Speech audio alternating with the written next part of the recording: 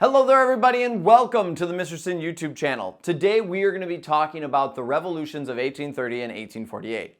Now this video is going to be part one of a three-part series. It's going to be focusing just on these isms, these ideologies that really reshaped Europe and made these revolutions possible. Now make sure you follow along on the guided notes. That way you can make sure that you remember everything that we say in here and that I go over, and you can do well in the test and perform in class. So without further ado, let's figure out why were people so upset. Now all this starts with a bunch of different isms. We're going to be talking about conservatism, liberalism, radicalism, and nationalism. These four different isms made up these revolutions and made them possible. That was the reason why everyone started freaking out. Now, in this video, if you just noticed, I'm going to be talking about conservatism and liberalism. And I'm sure some of you are thinking, yes, this is the time. Republicans, Democrats, fight to the death. Who's better, the left or the right? What's going to happen? None of that has to do with this. I'm sorry. Hate to break it to you. We're not going to be talking about current day politics at all. So set that aside. What we're going to be talking about, though, is the past, what these words used to mean and where they were going and why they thought Europe wasn't okay and needed to change, and why some of them were like, no, we're good. So starting off with conservatism, this was these ideas that, hey, things are great. We don't need to change stuff. This was people who were at the top of society, essentially. Especially the king and the nobility fell under this category. These are people who were really anti the Enlightenment ideas. They didn't want any of them. They liked the idea that the king had power. They thought actually that the power in society needs to come from God and history. Tradition is key. That's how we're able to survive and thrive and how society will continue to move forward.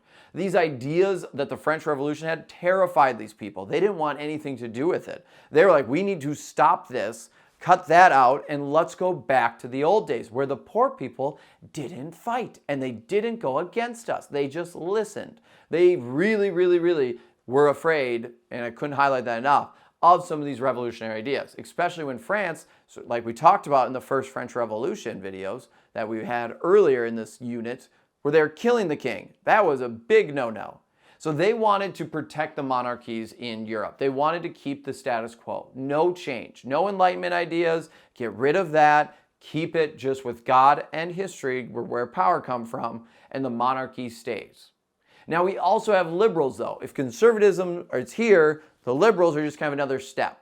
They're still not for all of the people, but they do like the Enlightenment. They want change. This is a lot of the people who make up this category are like merchants or business leaders. The educated people are here. They are ones who wanted there to be a new system. They didn't want just the king anymore to do whatever he wanted. They wanted the Enlightenment ideas to exist. They liked those ideas. They were for them.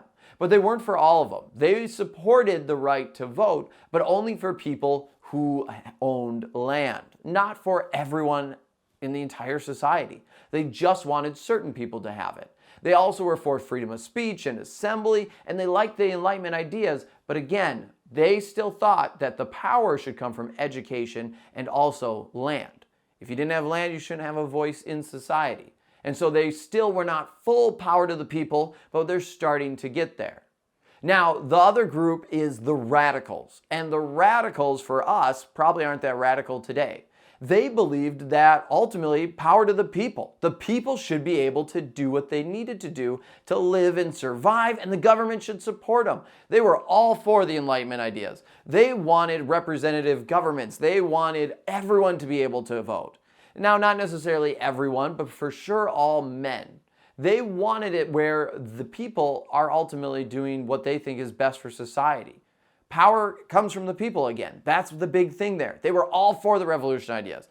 Get rid of the monarchs. Get rid of this top-down hierarchical approach and support everyone. So our last ism is nationalism. And this is just a loyalty to a nation or a group of people that share, similarities in history, culture, religion, their territory, all these different things impact it.